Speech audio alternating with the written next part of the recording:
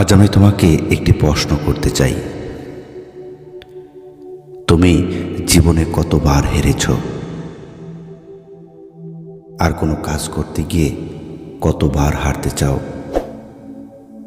একটা কথা মাথায় রাখবে, একবার, দুবার, পাঁচবার হারো, কিন্তু শেষ নিঃশ্বাস পর্যন্ত চেষ্টাটা চালিয়ে যাও।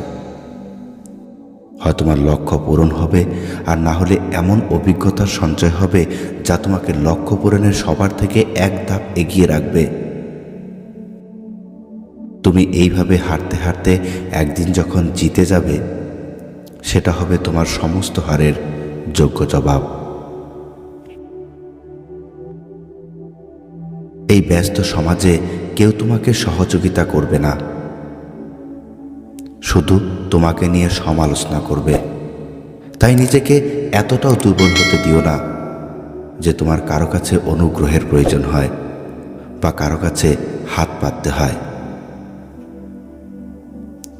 তুমি যদি প্রবলেমে পড়ো, তখন হয়তো তোমার পাশে মানুষ এসে 5 মিনিট জ্ঞান দিয়ে চলে যাবে, কিন্তু তোমার লক্ষ্য অর্জন করার জন্য কাজ তোমাকেই করতে হবে। তুমি কি করছো সেটা নিয়ে মানুষ যা খুশি বলুক, সেই দিকে কান দেওয়ার কোনো প্রয়োজন নেই। যদি মানুষের এই কথার পেছনে তুমি কান দাও, তাহলে তুমি পিছিয়ে পড়বে। তুমি নিশ্চয়ই বাঘ আর হরিণের দৌড় দেখেছ।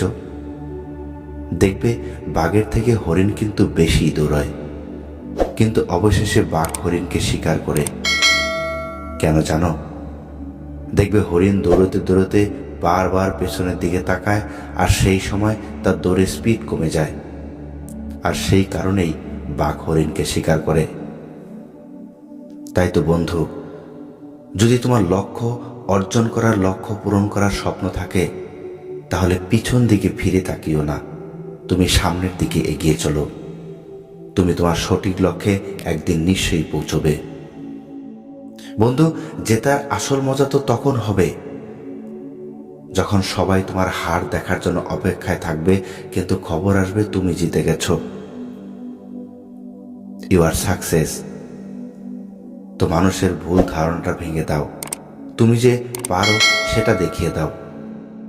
প্রত্যেকটা দিন শুরু করো একটা পজিটিভ চিন্তা দিয়ে, এবং শেষ করো পরের দিনের রুটিন বানিয়ে।